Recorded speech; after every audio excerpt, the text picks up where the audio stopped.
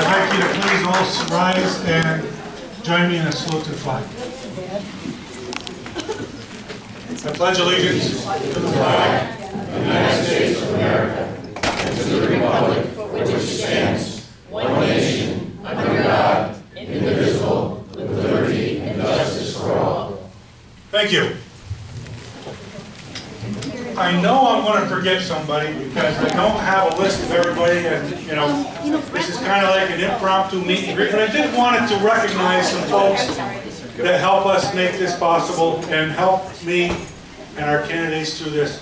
We have several chairmen and people from the Republican Committee I wanted to introduce, and I'm just going to give you a list of names. You can say thank you to them.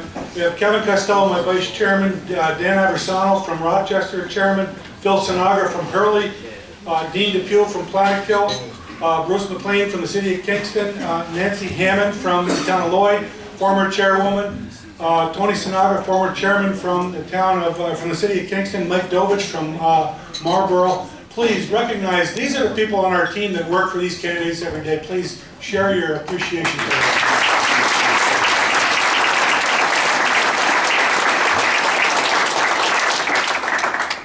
And I know I'm going to forget somebody, and if I did, it's just everybody's coming in at the last minute here.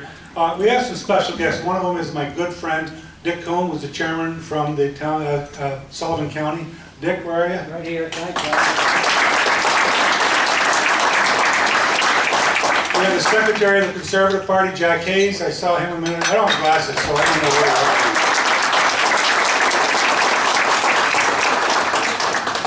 is. We have our district attorney, Holly Kernwright. Holly, I saw him back there. He's got the light on his. We have a special guest from the town of Warsing. We have with us Steve Kelly, who's the director of the Ellenville Hospital. Steve, welcome. We have some people you may not know that have been working for our candidate. We have Jolynn Safran from the town of Hurley right here, who worked and went out tirelessly and got Common Core position done for our candidate. Jolynn, thank you. We have a former assemblyman here who travels with the current assemblywoman. I just wanted to recognize Dave Townsend for his service to our state. Dave, wherever you may be. Dave? We have a special guest, and no matter where I go and I travel around the state or around the county, I'm talking to folks with oath keepers and school board meetings and wherever it might be. But Kathy Safran is with New York United for Kids, and they're with the Stop Common Core. I'd like to recognize Kathy over here.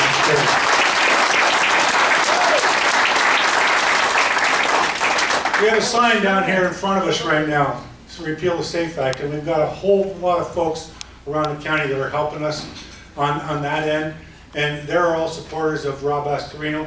But I'd like to give a special recognition to Elmer LeSueur from the Ulster County Sportsmen's Federation. Elmer is right over here.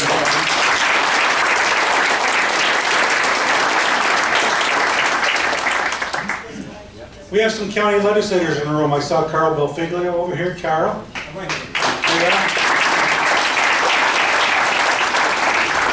We have Craig Lopez from my town, the town of Shango, the town of Warsing over here.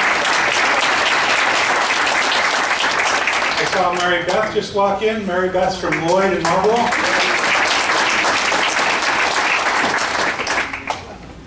Oh. Okay, maybe I didn't forget about you. Give me a second. Before I get into the introductions of other folks, there's something I want to talk to you about. This afternoon we had an opportunity to meet with Bob Antonacci. Bob Antonacci is our candidate for state controller. We have a race in this county, in this state, where it's a test run for public funding of campaigns. And we need everybody in this room to write a check for $10 or $20 and send it to Antonacci for the people. Because if you send that 10 or 20 bucks to Antonacci, the state will match that not one time, 2 times, 3 times, 6 times over. So send him 10 bucks and he gets 60.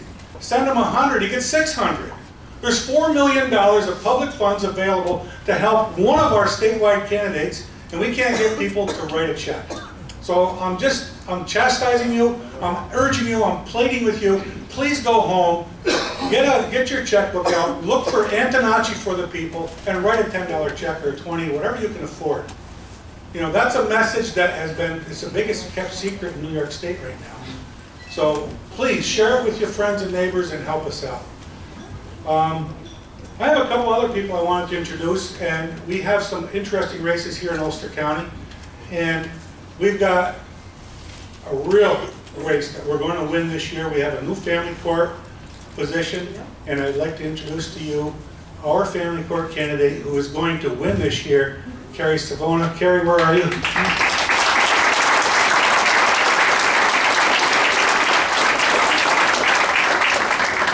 And standing next to Carrie in the back of the room over here, we have a Supreme Court position in the 3rd Judicial District, and I'd like to introduce to you our candidate who is going to win also, because this is the year of Republicans and it's a year of women.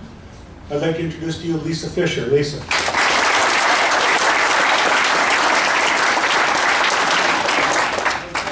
Oh, I got another person I want to introduce to you, and it's always my favorite introduction. We have a town clerk here from my hometown. It happens to be my wife, Jane Raskin, over here right there.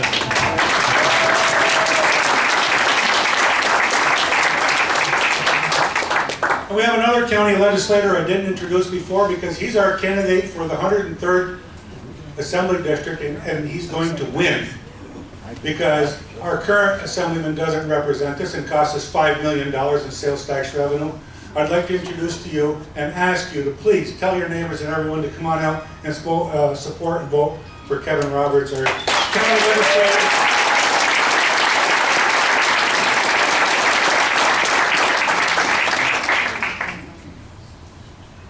And from my hometown, traveling down here from Oneida County, and with the biggest or longest district in New York State, it goes from Herkimer County down to Orange County, I'd like to introduce to you my assemblywoman and a candidate for re-election, and she's going to win this year, Claudia Tenney. Thank you.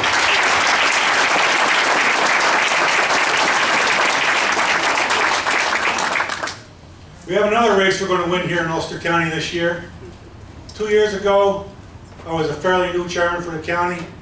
We were introduced to our new congressman for the first time. We didn't know him then, but we certainly know him now, the guy who provides the best service of any congressman that we've ever had or ever will have, and I'm going to call him up here. And by the way, although he lost Ulster County last time, we're going to win Ulster County this year. And I'd like to introduce to you our congressman.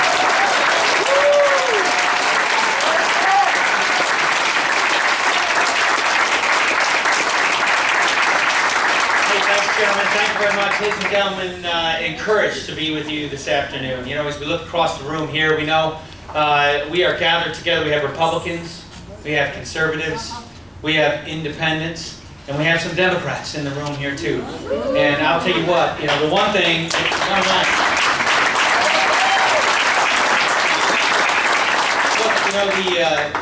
what we share in common, well, first of all, we're all Americans. We're darn proud of that. And then the second thing that we share in common is a concern about our state. You know, we've had over 400,000 people leave our state in the last 4 years in search of many things, in search of economic opportunity, in some cases freedom. This is the Empire State. This is the state that leads the nation. We need to rally. We need to rally and turn around the circumstances in our state. Well, we've got a candidate that we can rally behind in Rob Astorino.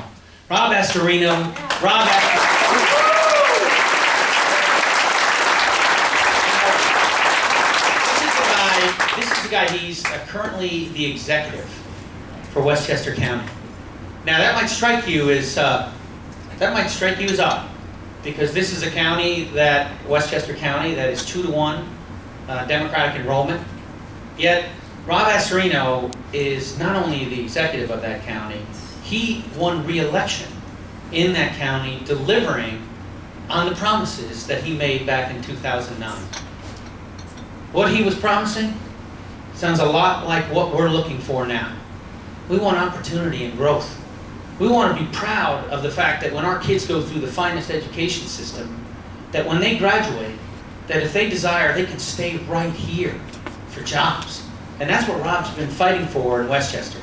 Lowering taxes, improving services, being fiscally responsible with the money of the taxpayer dollars in Westchester. He's delivered on all that and won a decisive re-election. And now, when you look at his platform and what he's running, the record he's running on for us in New York State, in my view, it's what we desperately need here in New York. And that is to change the underlying business environment to make it conducive to growth.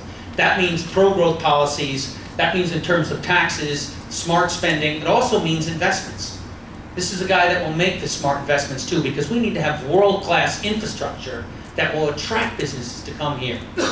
He's right on the message of growth. And I will tell you that there are other issues that are really important to us in this election. Issues of freedom. You know, I'm the husband and a father, 3 kids, going to public school, the same school district that I went through years ago. And, you know, this Common Core, this is not the way to go. I have never seen morale of teachers so challenged right now, handcuffed. We don't need bureaucrats in Washington or even in Albany telling us how to teach our kids. You know?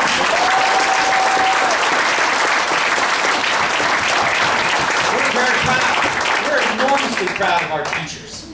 We don't want them villainized, demonized. We're proud of our teachers. We want to stand with them. We want educational policies that empower our local schools, our teachers, our parents, and our students. And we have a candidate who believes and has lived this in Westchester County. We have the right candidate on that issue, and it's so important to us. And as Roger mentioned as well, the Second Amendment. And we look at this SAFE Act, and we know, I believe ultimately the courts will help us with unconstitutional statements on this, but we can do better than that. We can work this through the legislative process, but to do that, we need a governor who stands with us on the issue. And we have a candidate in Rob Astorino on that. So I will tell you.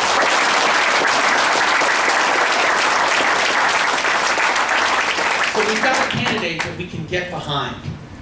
Here's the challenge. And by the way, he's seen this challenge before. This challenge is the enrollment in the state.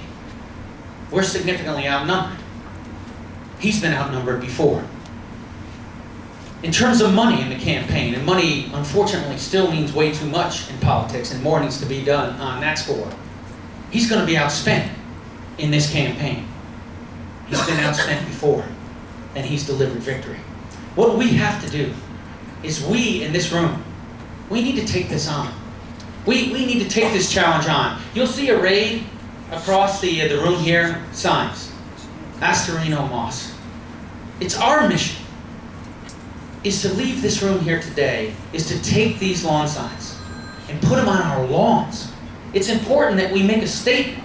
And here's why. And I haven't been doing this long. I was a soldier 4 years ago, but I believe this and I've learned this. When people of character, when good people with long-standing position in the community, when you put a lawn sign out, when you write a letter to the editor, when you talk to your family and friends about a candidate, that moves votes. When you make that endorsement by putting that lawn sign on your lawn, you've seen it. Your friends are going to come up to you and go, Astorino, you ever meet him? What's he like? Well, tonight, you had a chance to meet him. And now, you're going to get a chance to hear from him. Let's rally behind our candidate right here.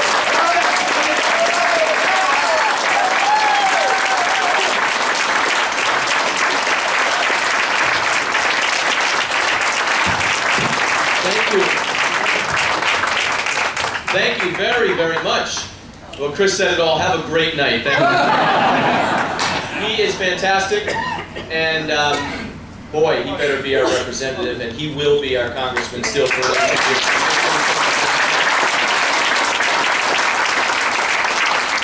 And on a personal note, Chris welcomed my wife and my 3 kids down at the Capitol earlier this year. We were down in that area for a wedding. And Chris was kind enough to walk us around the Capitol, and we had a wonderful time. The kids actually still talk about it, and have the photos and the iPhones and everything. So Chris, again, thank you for all that you've done. I appreciate that. And Claudia Tenney, thank you for being here, the Assemblywoman. She does have such a large district. Everywhere I go in the state, there's Claudia, and it's just because it's a huge Assembly district. But thank you for being here. I really appreciate it. We've got to make sure Kevin gets to the Assembly so we can pick up numbers there. Kevin, good luck to you. Chairman, thank you. You put on a nice party here. I appreciate that. This is wonderful. Thank you very much, Ulster County, for inviting me here today, for showing up here. I really do appreciate it very, very much. And as the Congressman said, you know, we are in trouble right now in New York State.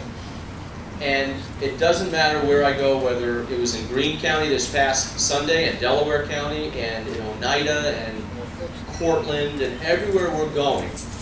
Just like now, I have one question that I ask everybody, and it has to be answered, and it will be answered, by the way, on November 4th. So, the question I ask everybody is, as a state, are we winning or are we losing? And it's not rhetorical. And there's an answer to this, and I believe very strongly that as a state, we are losing and losing badly. And for the business people here, as I've talked to, you know, in your own businesses, you're either moving ahead or you're falling back. And even if you're standing still, you're not doing well. Same thing in life, right? So as a state, are we moving ahead or are we falling back? Well, as measured against all the other 49 states, we're losing badly. And here's why. We have the highest taxes in America. It's not even close. We are 40% above the national average in taxes. Highest property taxes, highest income, you add it all up, it's the highest, the worst. We have the worst business climate out of all the states. We have the worst economic outlook moving ahead of all the states. Small business owners, worst place to do small business is right here in New York. 750,000 regulations. And you know it. I mean, who here, if you own a business, is happy to get a letter from New York State? Anybody? No. Because you know what that's going to mean. It's going to mean violations, fines, fees, applications, nonsense. And that's what's happening in New York State today. It is rated the worst state to retire in. The AARP just came out with a survey. Those 50 and over, 60% of New Yorkers over the age of 50 are likely or somewhat likely to leave New York. Think about that. That is an incredible number of people. The University of Illinois rates New York the most corrupt state in America. You really got to work at it, and I guess we're really good. But think about it. Think about it. We have corruption which is rampant in the Capitol, led by the governor, who is under investigation by federal prosecutors for his role in shutting down the Moreland Commission, which was the anti-corruption commission, which has already been corrupted. So he is under federal investigation for his role. And the corruption matters. Don't think it doesn't matter. And the corruption is just not, you know, a couple politicians going off in handcuffs, good for them. That's not what corruption is. Corruption colors every decision being made right now in Albany, where the privileged few for access, writing $50,000 checks, they're the ones that are getting the winks and the nods and the breaks, the tax credits here. Who's paying for that? We are. Everyone else. So the privileged few, crony capitalism, they're doing well. They're doing great. The rest of us, not so.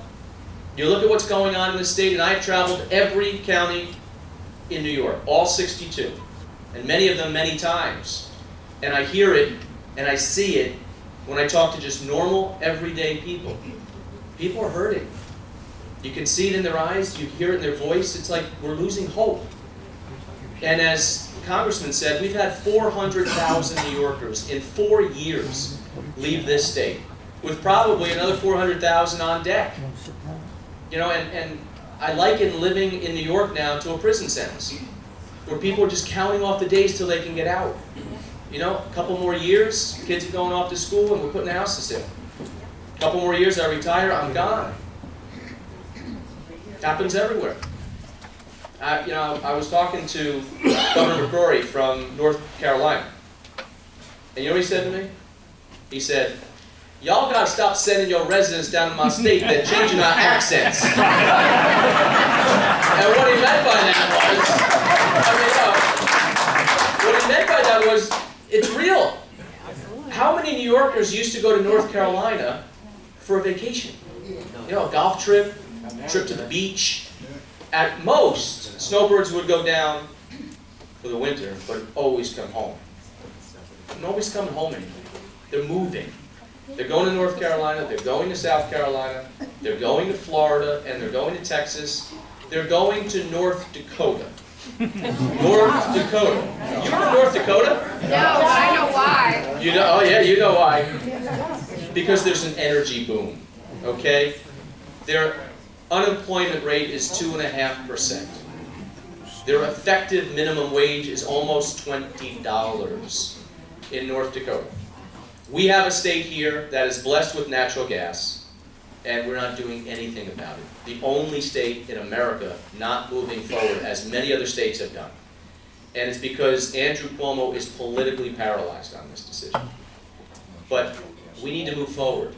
And we will protect the water supply, we will protect the public health, the Energy Department and the Interior Department and the EPA of President Obama's administration just came out and said emphatically, there is not one documented case of water contamination to fracking, to natural gas, anywhere in America.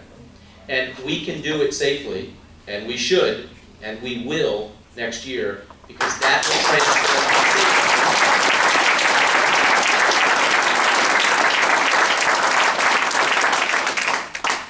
transform. Now, look, our state is hurting, and we know our state is hurting. But I'm here to tell you, and I've told this everywhere, we put a lot of mileage on our Suburban. We don't have to settle for this. And we shouldn't. And Siri wouldn't either. Right? Nobody should settle for being dead last in America as a state. This is New York. And we wouldn't have settled for second place a while ago. But now we're stuck in the bottom, and we're okay with that? I'm not. And I don't think you are, and that's why you're here. So we're going to turn this state around, because that's what we did in Westchester County. And they called me nuts for running in 2009. As Chris said, it's 49% Democrat, 24% Republican in Westchester for our 1 million people. I had no right running, right? You can't win. That's all. You can't win. It's impossible. I was going up against a Democratic incumbent, entrenched. His name, Spano, was like Cuomo is in New York history. He outspent me 5-1, all the time negative ads. He had Republicans raising money for him too. But what he didn't have was the people on his side. And even though he had a 30-point lead in the polls at Labor Day, 30 points, and a 12 or 13-point lead going into Election Day, we had the right message of cutting taxes, bringing back our economy. We had the people on our side. We had the political climate, which is the same right now. And so that 30-point deficit in the polls became a 13-point win in deep blue Westchester County. So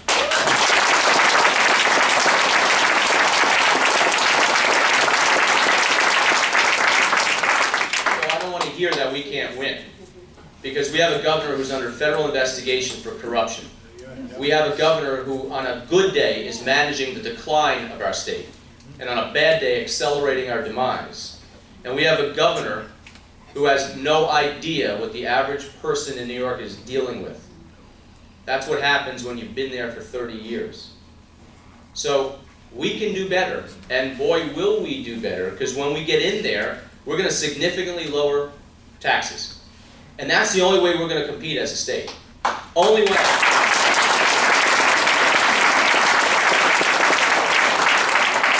So if you're like me and you want these taxes reduced, then you got to vote for Sheriff Moss and I. If you're like me and you want a much better economic climate in this state, where manufacturing will come back, where small businesses will spring up left and right, where we don't have a phony Startup New York campaign with $250 million of your money to have a fairy tale on TV that all things are great in New York. Come on. It's exactly what's wrong with this state. And if you're like me, and you want to get rid of Common Core, as I do,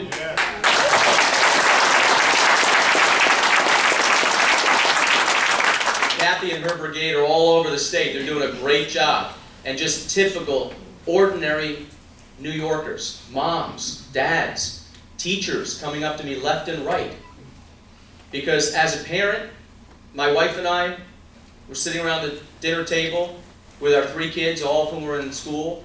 But we have a son who's in 6th grade now, and our daughter's in 4th grade, and our little one just started kindergarten. So we've been dealing with Common Core. I know plenty about Common Core.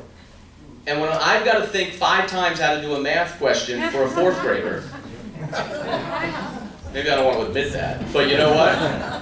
I've dealt with Common Core in all its glory, and no reason that the federal government should be guiding decisions in New York. And we got to get rid of Common Core.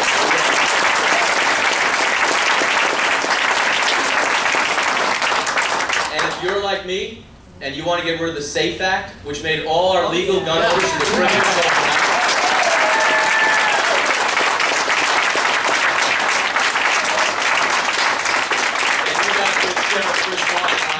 in Albany and let us get rid of this bad, bad law.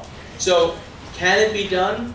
Yes. Of course it can be done. We did it in Westchester. We cut property taxes in Westchester more than any county in New York. 4 times. We either cut taxes or frozen. And the next budget coming out in a month will be the 5th straight year of that. We walked in with a budget of $1.8 billion. We're at $1.7 billion today, less than when we walked in the door. That's how you run a government. You find savings, you do it the right way, you just don't perpetuate programs and throw more money at it if they don't work, because taxpayers are footing the bill. And we created 30,000 private sector jobs, one of the lowest unemployment rate, because we work with the business community. What do you need? How can we help? Not how do we hurt and give us more. That's what's going on in the state today. So I'm here to tell you, in the final 41 days, that not only can we win this, but we will win this.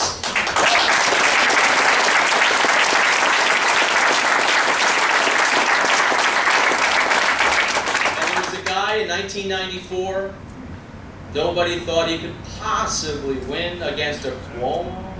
Impossible.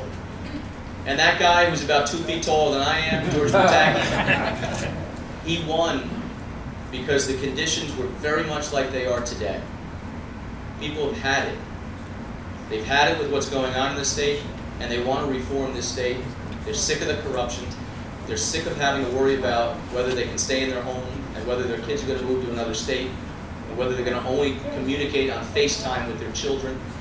That's what we've had enough of. So I ask you in the final 41 days to take that lawn sign, to put that bumper sticker on the car, to donate whatever you can, whether it's $25, $100. Did someone say 41,000? That's the most you can give. But whatever it is that you can give, we're going to put right on television and get our message out. And we will win this race. So I want to say thank you for letting me come to Ulster County today. I appreciate it very much. You will see more of me, not only in the last 41 days, but for the next 4 years as your governor. So,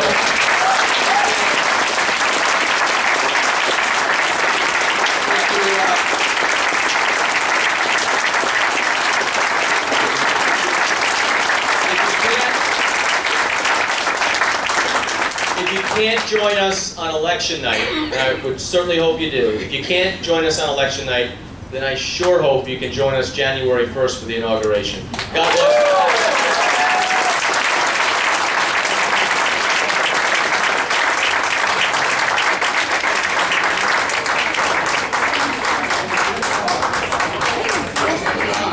you. Okay, please, before anybody moves, I got a couple of things. I would like you all to turn around and look in the back corner of the room. Our favorite person in Ulster County, Nina Postback, came out.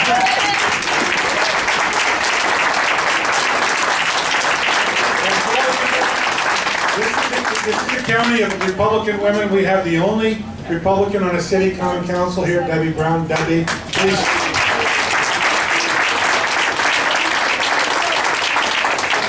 And on Friday night, we do have an event for George Amador over the town of Ulster at Ulster Park.